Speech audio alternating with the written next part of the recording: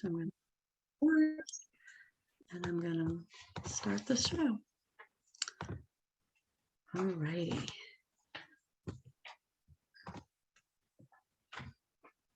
All righty. So this is a 3-month course in medical school. So I don't think we'll all be sitting here for 3 months. So I'll give a condensed version. It's a little overwhelming when you look at the slide.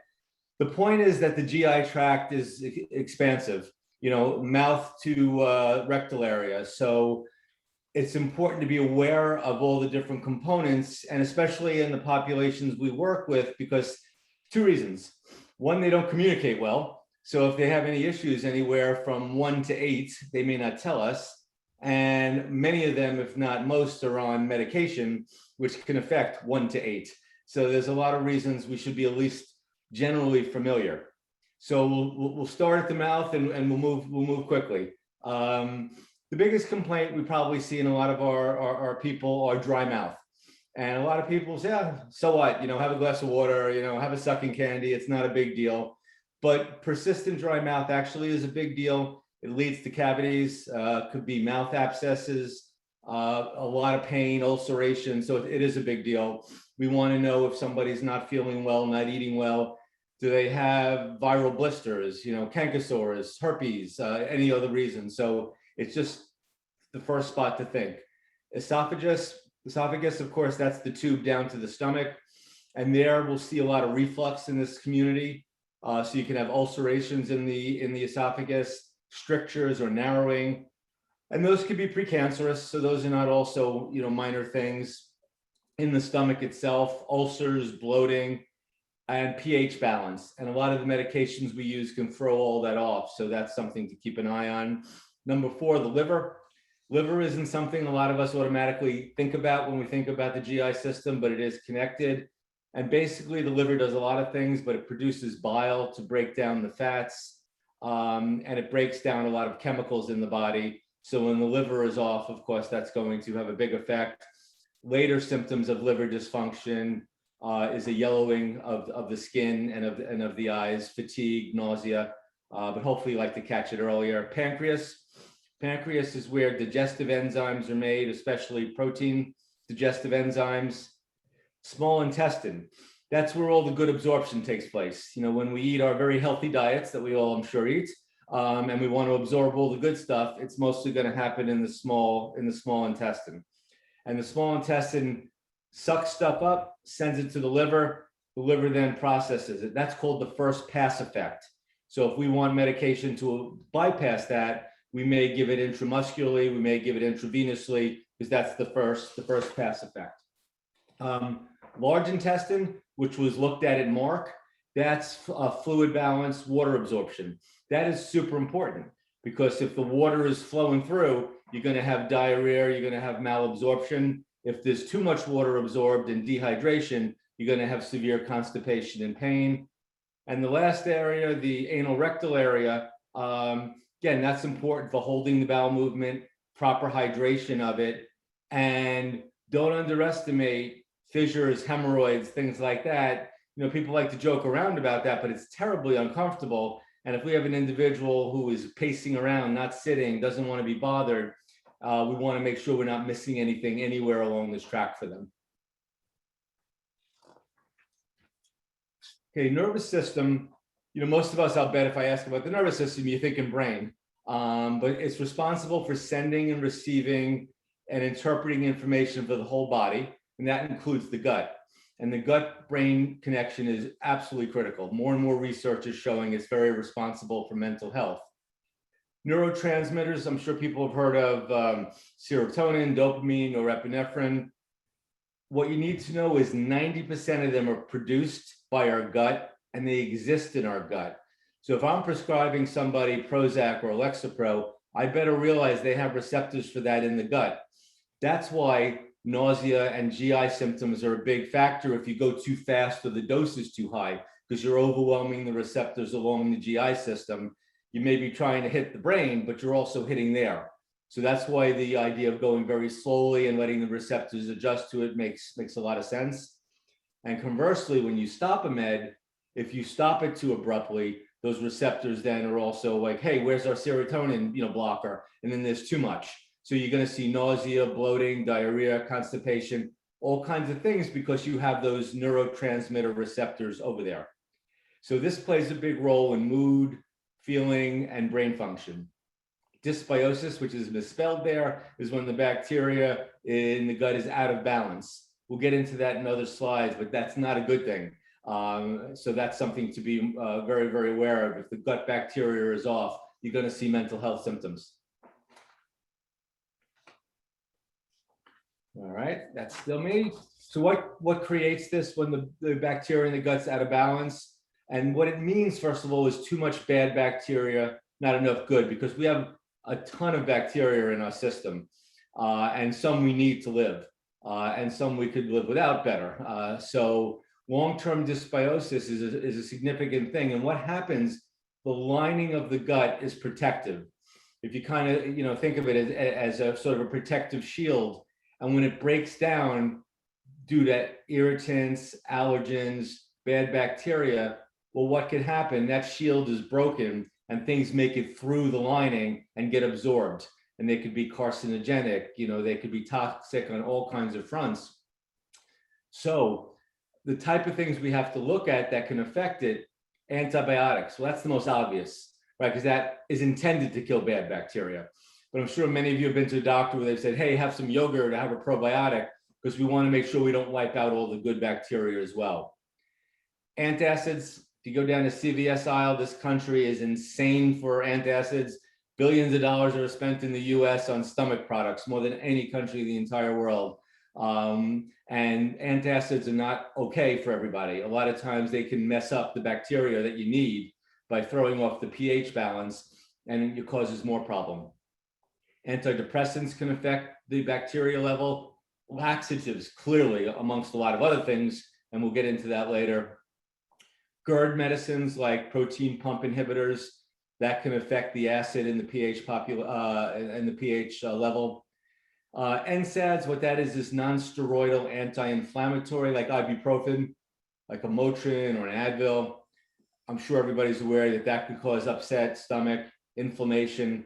But to be more scientific about it, what you're doing is you're also breaking down the lining because it's irritated. So long-term use of those is really, really bad for a lot of people for that reason. Statins too.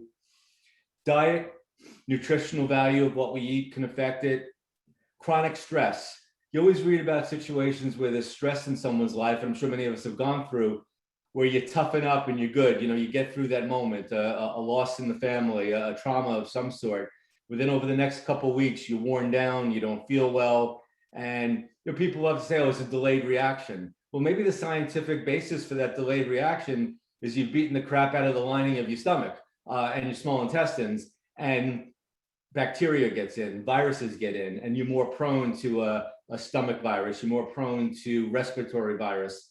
Chronic inflammation as well is a really big thing. Infection, like I said, and really, you could be preventative with good diet, exercise, and probiotics for some people could be helpful to maintain the balance. So I threw out a lot. Anybody have any kind of questions on anything? Or otherwise, I think it's over to Elise for the next slide.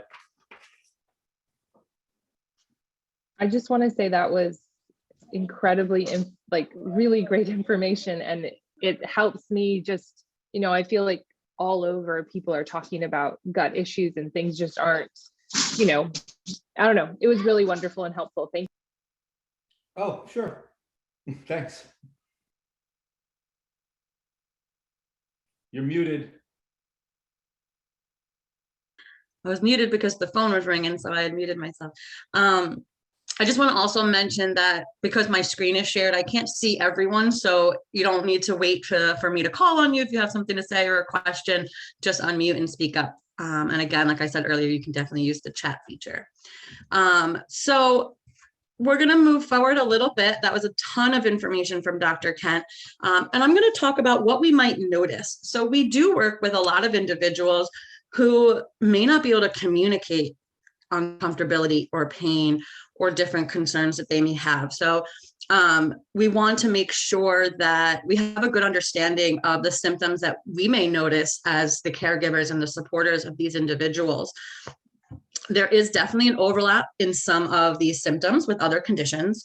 So it's really important to always have that thorough medical workup as well. So looking at general digestive issues, we may see or smell gas. There may be heartburn concerns, acid reflux. There may be constipation, which of course we can note if we're doing bowel movement checks or anything of the sort. We could visibly see bloating. I know when I worked in the group home early on in my career, we had an individual that had a lot of digestive concerns, and she was a very small woman. And when she was bloated, it was very, very visible, and it was something that was on our checklist. So bloating is something that we may notice. IBS type symptoms are things that we can check in on. In looking at the mental health, Dr. Kent talked about that brain-gut connection. So we may see anxiety. We may see some depressive symptoms, a brain fog, OCD type symptoms, a chronic fatigue may be seen, and it might be related to a gut issue. In doing some blood work and some medical workup, they could have a vitamin D deficiency, they could have a vitamin K deficiency, a B12 or a B7 deficiency, as well as a magnesium deficiency. And a lot of that goes back to the earlier slide that Dr. Kent showed about where things are absorbed and where that problem might lie. Also associated with gut concerns could be a skin condition. So we may see acne, rosacea, eczema, psoriasis. The skin concerns might come to the surface that may start in the gut. And then we also can have some autoimmune concerns, so an inflammatory bowel disease, and that's something that can be looked into through, the titers associated. Okay, so just a quick discussion about Pika. Mark does have a diagnosis of Pika, so it's important to discuss as it can definitely impact our gut health. So Pika is an eating disorder. It involves eating items that are not typically thought of as food and that do not contain significant nutritional value. This could be hair, dirt, paint chips, it could be Legos, it could be really anything. We may see some warning signs or symptoms, so that may be persistent eating over a period of at least 1 month of those substances that are not food. The ingestion of substances is not a part of a culturally supported or socially normative practice. So that is always important to be culturally minded as well. And eating of these items are not developmentally appropriate. So we want to ensure that for their developmental age, that it's an inappropriate action. Some stomach symptoms that may include, so a stomach upset, pain, you might see blood in the stool, which could also be a sign of an ulcer that's developed from eating that non-food item, as well as bowel problems. They could have a blockage depending on the item that was eaten, and likely items that are eaten in relation to Pika do not break down. So they cause that kind of an issue in that blockage. There are definitely some risk factors associated with Pika. And it's the associated with that co-occurring mental health disorder. In addition, iron deficiency, anemia, and malnutrition are 2 of the most common causes of Pika. If Pika is suspected, a medical eval is extremely important to assess for possible anemia and intestinal blockages and potential toxicity as well. There are many complications that could be related to Pika. So certain items may contain lead, other toxic substances. Eating those non-food objects can interfere with eating healthy food, which can then further lead to those nutritional deficiencies. Eating objects that cannot be digested can also cause constipation or the blockages, as I mentioned. Hard or sharp objects can cause tears in the lining of the esophagus or the intestine as it goes through that pathway. And there also could be an issue from bacteria or parasites if dirt or other objects that may have some contamination, and that can cause some serious infections, which can also potentially damage the kidneys or liver. Jen, I have a question for you on Pika for Mark. It wasn't something that we focused on earlier in your debrief. What are the items that he will typically ingest? He would eat dirt, sand, I believe some pieces of toys. There's a lot of like little items that he could find. Recently, he hasn't been doing because they've been doing a lot more 24/7 supervision at home and at school. So I haven't really heard anything reported, but it was a lot of kind of like what you were mentioning before. Okay, thank you. Hey, Lisa, can I just throw out Yeah. one quick thing? Of course. With my patients, one simple thing I always have them check is battery availability on toys, because that's one of the really more dangerous, and a lot of toys, it's easy to get the doors open and get the battery out. So that's a common one that's kind of preventable if you sort of child-proof stuff with that. Absolutely. Yeah. Okay. So moving into some constipation, which is extremely common in our population for IDD. Constipation is the diminished frequency of defecation, incomplete evacuation, and or stools that are too hard or too small.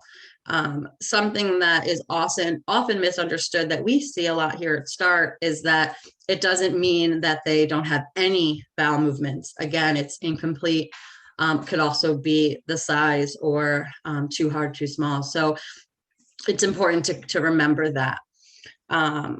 For someone that potentially has constipation, it might look like fewer than 3 bowel movements per week, straining while going to the bathroom, lumpy or hard stools, that sensation of incomplete evacuation, using manual maneuvers to facilitate defecation.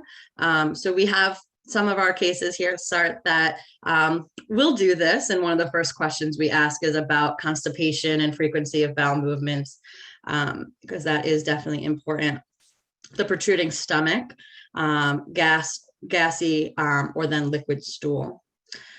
So as I mentioned, constipation does occur at a very high rate in the IDD population. It's as high as 75% of people with ID experience constipation on a routine basis. It's due for a variety of reasons, most commonly related to psychotropic medications, poor eating or drinking habits, a decreased fluid or fiber intake. And there are several studies about this topic and the IDD population, and they have associated constipation with increases in behavioral health symptoms among this population. So it is important to always be looking at in regards to behavioral health. Abdominal discomfort is one of the most common effects of constipation and a sign that there may be a concern. And other signs and symptoms, so there may be a behavior change, we may be noticing some gas, poor feeding, even vomiting. Constipation can also produce other health conditions such as GERD, and it can affect the quality of sleep. It's really important to determine a person's baseline bowel habits in order to assess deviations from the norm for that person, because there's a wide range of bowel movement frequencies among individuals. So often anyone that joins our CETs, we often have brain photos. Unfortunately, in this one, we have the stool chart. But this is really important because, like I said, constipation doesn't just mean there's no bowel movement. So this is a lovely image that can really show you the 7 types of stool and that rating of from severe constipation to normal. So that separate hard lumps of stool would indicate severe constipation. A lumpy and sausage-like stool could be mild constipation. The sausage shape with cracks in the surface would be considered normal. A smooth or soft sausage or snake-like is also normal. Soft blobs with clear-cut edges is lacking fiber, and a mushy consistency with ragged edges will be mild diarrhea. And that type 7 is that liquid consistency with no solid, and that would be severe diarrhea. So this is really helpful for providers to understand when they are supporting individuals. I did just notice that we had a chat from Eileen. So we reviewed what Mark does eat in relation to Pika. And And then a very good point from Eileen that it's very concerning that the mother expects him to void every day. And Mark could become very reliant on suppositories if mom is giving them all the time. Very, very true. We are definitely in agreement with the concern regarding suppositories. In the past, even Eileen, she was giving enemas on an almost daily basis, I believe, Jen, correct? Luckily, she is not doing that currently, but there was a lot of concern and a lot of education that occurred of how dangerous that really could be for Mark, and actually making the situation work and him unable to defecate properly. Any other questions before we move on? Okay, back to you, Dr. Kent. Yeah, I was gonna say, that was a really good question. And a later slide, we're gonna talk a little bit about the danger of that kind of stuff. So with primary issues, you see motility problems. And if it's slow, you're gonna have constipation and nausea from it backing up. So those are symptoms that you will see if the motility is off. Hypotonia is poor muscle tone. We see it a lot in CP with, muscles, skeletal muscles. See, it's easy to tell the person isn't walking well. They don't have the upper body strength, but hypotonia could be along the bowels too. And those muscles don't have the proper tone and they won't be as effective. So it will come out with constipation. Neuromuscular means there's a problem at the point where the nerve innervates the muscle. The muscle may be perfectly fit, but the nerve isn't sending the right signal. So the muscle can't do its thing. Metabolic, toxic, and allergic all can decrease the effectiveness of GI functioning. Diabetes is an example of metabolic / neurologic, because what happens is there's not enough blood flow in very small capillary areas and it damages the nerve. So there's nerve dysfunction. That's why you also see diabetic issues in the kidney and also in the eyes, because there's very small blood vessels and the nerves to them need to be properly nourished. Toxins damage the nerves and the muscles, so that's important to know. One of the things that happens that can cause constipation is lack of urge. There may be nerve damage and you just don't feel the sense that you need to go, which is clearly a problem. And that is associated with certain syndromes.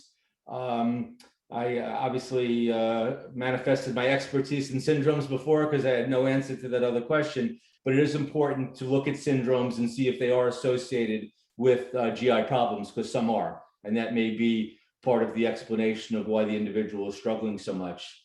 Secondary, what could we do that's not, primary to the muscles of the bowels? Fiber level is very important. Fluid balance is very, very key. Mobility, I find that people that walk more, exercise more, that tends to help keeping the flow of the GI system as well. And we got to be aware of scar tissue. If there was any previous surgeries or anything of that sort, that can affect the muscles and how it pushes the feces down the path. So a lot of factors, some primary, some secondary, but all to keep in mind, because as Elise said, the constipation is so prevalent in this group. Okay, so continuing to talk about constipation, there are ways to prevent it.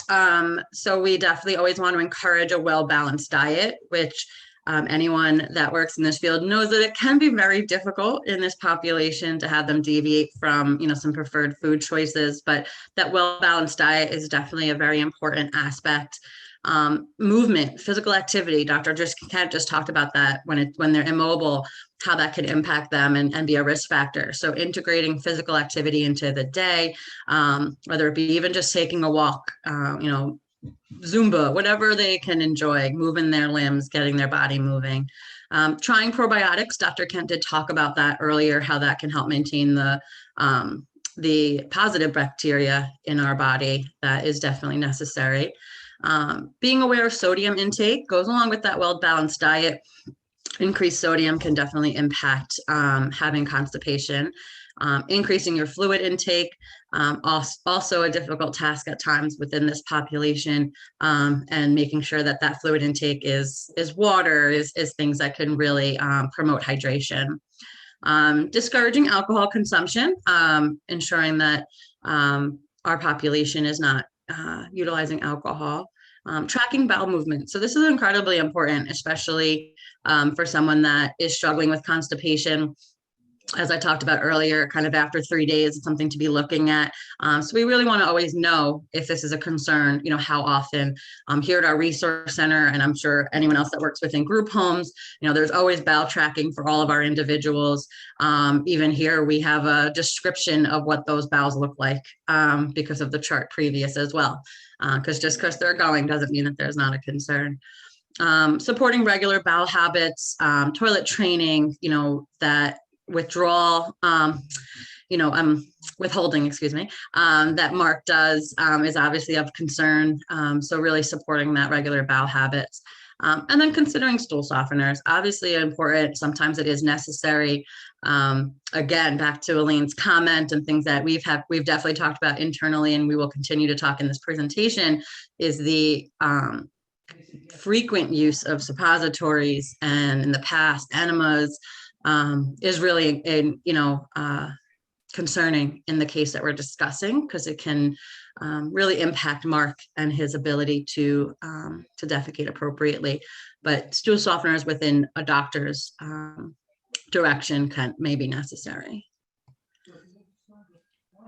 Okay, well, this first demonstrates that New York Start doesn't assess maturity when they hire a medical director. But aside from that, it answers the question of the risk overuse of these things. And we see it a lot. A lot of families really panic. They're very OCD about has to be every day, has to be a certain quality. And there really is natural variation because if you overdo the laxatives, what you could do is you damage the muscle tone. Over time, the muscle doesn't keep its intrinsic tone, so it dilates. And because it dilates, then what's going to happen is the excrements just kind of flow out. It won't be held, and then you'll have leakage, which is really not a very pleasant thing. And you won't be able to take a normal bowel movement. And more than that, the fluid loss and the electrolyte loss is no small matter. With the electrolyte loss, you could throw off cardiac function. It could be very, very dangerous. And the part I didn't put on here, but is the psychological trauma, of somebody constantly giving you enemas. That's not to be overlooked. It's really a very, very poor strategy.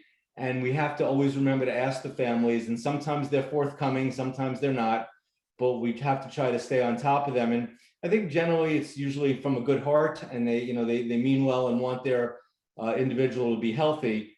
But I'll sit down and I'll, just like in this slide, I'll go over a list of these are the dangers. So we have to weigh them. If your son or daughter or whatever goes every third or fourth day versus every day, well, look what we're also avoiding by not overdoing the supplements, the laxatives, the enemas. So this is a critical line of questioning for anybody when they're working with a family to make sure that this isn't happening. All right, GERD, I think everyone's pretty familiar. That's also, it's the other end on our individuals, but very common. This involves the stomach contents popping back up into the esophagus.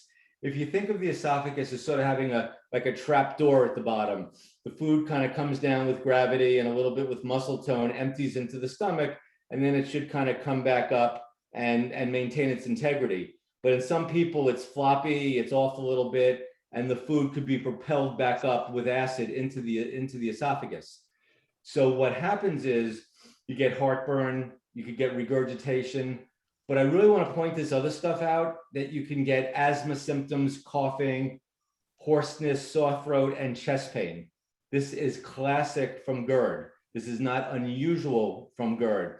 I have a patient right now who is in speech therapy for GERD. She had where her voice was, her larynx was so damaged from the stomach acid, but she never vomited. She didn't have the classic heartburn, and she really baffled a lot of doctors until they kind of figured this out. It's like the knee bone's connected to the ankle bone. Well, the larynx is connected to the trachea, to the esophagus. It's all there anatomically. So you just think of this acid washing over that area, and for her, it was just her voice that went. She couldn't get the volume up. Elise mentioned before, the incidence of these things, constipation, GERD, they're very high. GERD may be upwards of 50%. And you always have to wonder about these numbers because people don't report, so I think it's probably higher than lower. When we do consults, I always try to have people look at behavioral health symptoms and relate it to the time of day, because it may relate to eating. And if someone has GERD, the odds are, common sense wise, after eating, you're going to feel a little worse than if you didn't eat all morning, because there's really nothing to wash back up into your esophagus. Last thing, an old study, but it's about food refusal and GERD. How many times do we get called at the group home or the family? Oh, they're being oppositional. They don't want to eat. Oh, he only wants pasta. He won't try anything else. But we have to make sure we're not missing GERD, because if they're getting all this reflux and they're feeling really crummy, they're not going to want to eat. So if the GERD is eliminated, you're going to reduce the behavior or eliminate the behavioral health symptoms. So we never want to just assume it's oppositional behavior and not think about this. Absolutely. All of these are such great points. And as I'm sitting in our resource center here for START, a lot of this is stuff that our staff will bring back to myself or Jillian, the resource center director, our coordinators. We had a young woman here about a month and a half ago that after every meal would complain of chest pains. And, we had to assure her that she was safe, that she was, we knew that wasn't necessarily of concern. But we also looked at her diet and she liked a lot of hot sauce.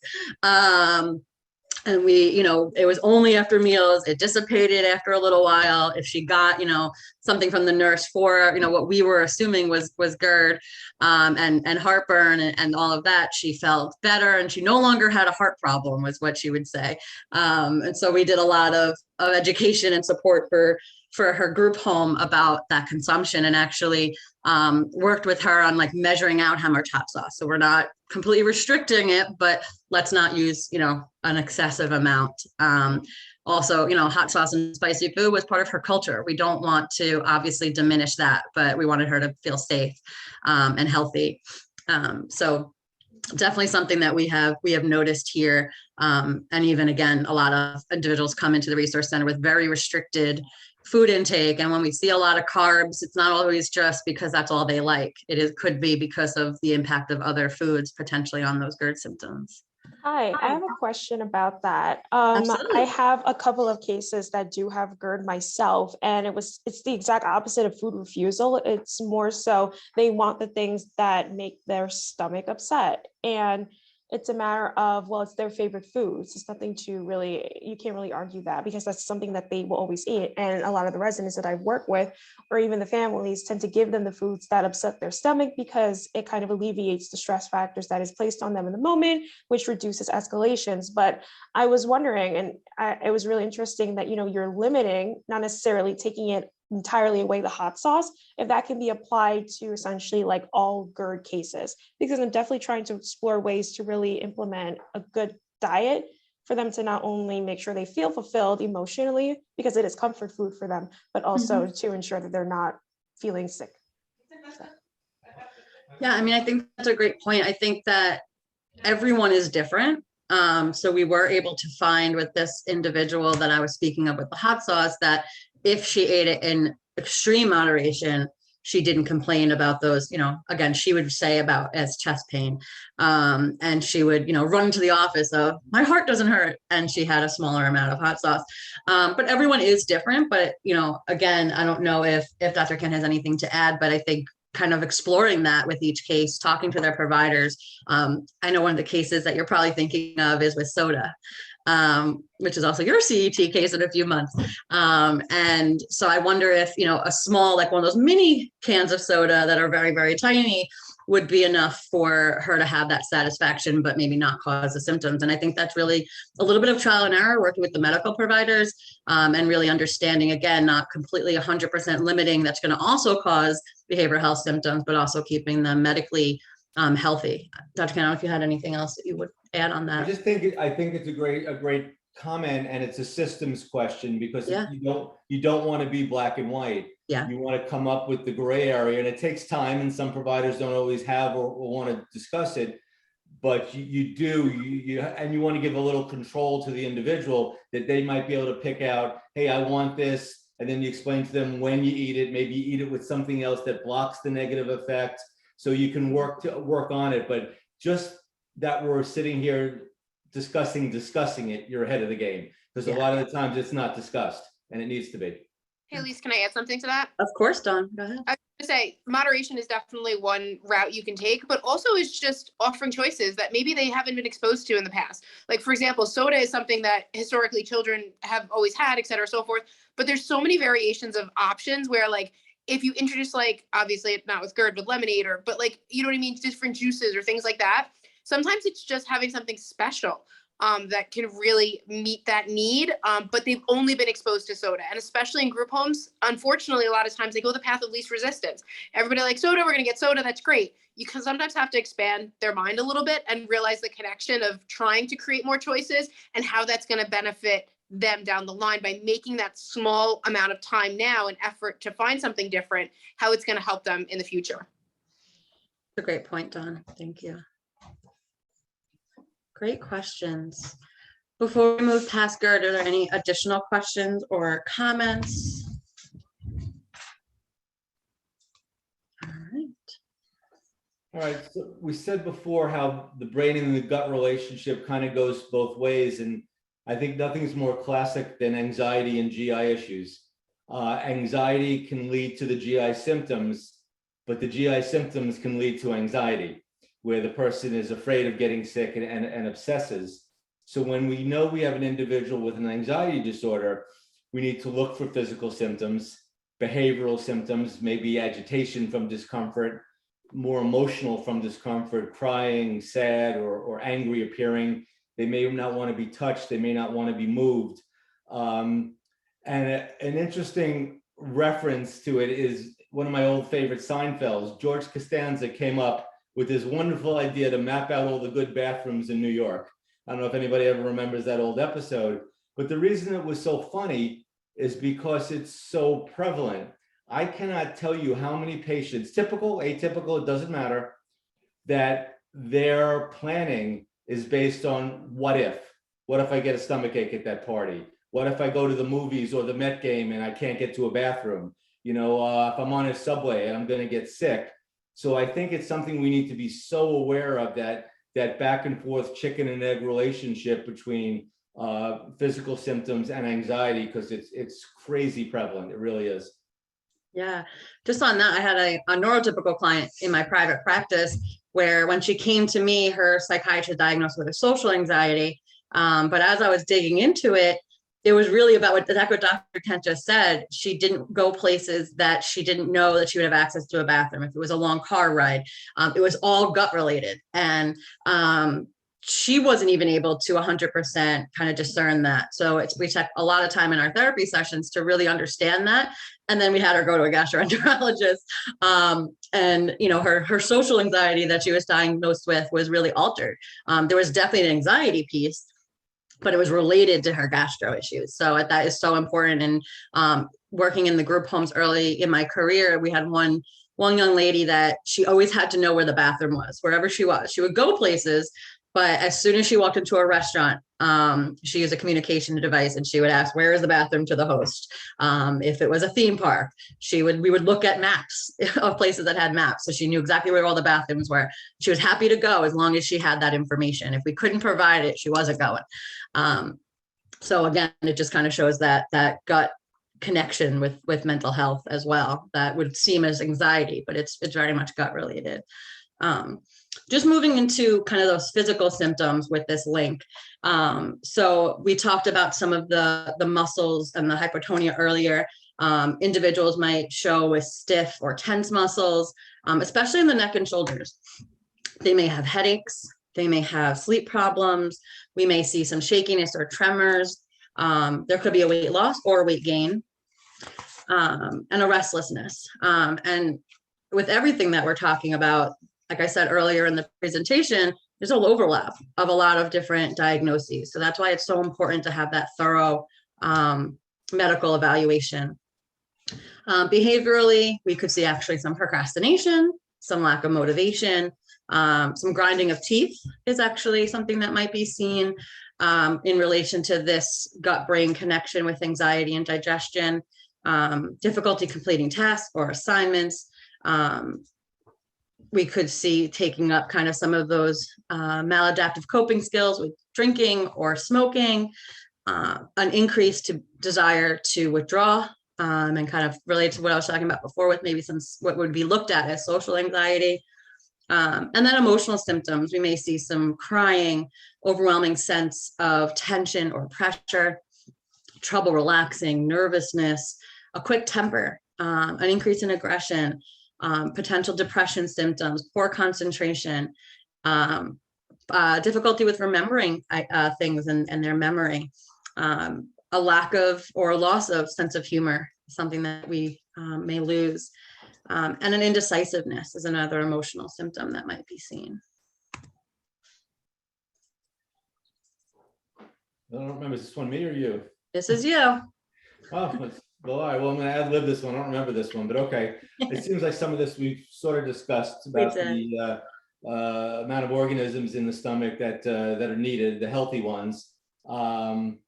Good bacteria versus the bad. Again, there are bad bacteria, of course, that cause difficulties. Antibiotics could knock them out, but it's really about the balancing act. And again, the intestinal lining is really why this becomes the issue. You know, again, mouth all the way down. It's responsible to keep the harmful substances out of our gut and out of the bloodstream. Keeps the viruses out, the bacteria out. And you had mentioned something before, Lisa, about inflammatory bowel disease. If anyone's ever had a patient or someone in your family with Crohn's disease, that's where they run into trouble. People with Crohn's disease, it's a gastrointestinal disorder, but it's also a disorder of their immune system, because what happens is this lining is destroyed and they're prone to getting infections. And with Crohn's, it could be anywhere where there's mucosal membrane. It could be from the mouth all the way down to the anal region. And I actually even had a patient who had the mucosal membrane of the eyes be infected. So that's just an important thing to throw out. But other than that, I think most of this we've kind of covered on the other slides. Okay, medications. Clearly, as I said, a lot of our guys are on medications, no doubt about that. And side effects are very common. Constipation, well, opiates are, everyone knows opiates cause constipation, but so do other meds, like the atypical antipsychotics that we see people on. Certain antidepressants do it. And that's usually because they have what's called anticholinergic effects. They slow down the muscles in the bowel. And they actually also could cause urinary retention because of that. Diarrhea, a little less common from the meds, but it could do it. Stimulants will sometimes cause diarrhea. Bupropion or Wellbutrin, the brand name, can sometimes do it. And on the SSRIs, it's kind of dose dependent and speed of starting it. Zoloft is one in particular. You know, if you start someone on 25 Zoloft, you're going to maybe be okay, but sometimes you want someone to feel better, or you just don't know what you're doing, and you start with too high a dose of Zoloft, and that just kills the lining, and you're going to see really bad diarrhea and discomfort. So when you see those symptoms, think of, you know, medication. When were they started? Were the doses raised? Again, the timeline of this is super important. Nausea, you know, we said from the slides before, nausea is a manifestation of slowed peristalsis because they're bloated. So if somebody's constipated, their bowel system is moving slowly, it may come out with nausea. Reflux, well, if you irritate, remember I told you guys before about the esophagus emptying into the stomach, you know, with that sort of a chute mechanism. Well, if that gets irritated and gets inflamed, it's not going to shut properly. It's going to hurt. So you might even see reflux symptoms from meds. Motrin, Advil, those are fairly notorious for that. And weight, I mean, weight goes without saying in our psychiatric population. So many of these meds that are calming cause weight gain because they hit the histamine system.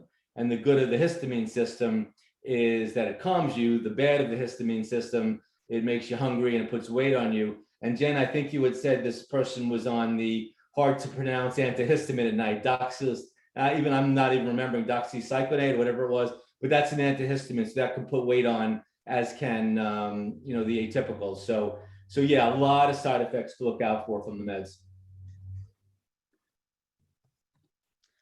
Okay, so I'm going to stop sharing my screen. I'm going to stop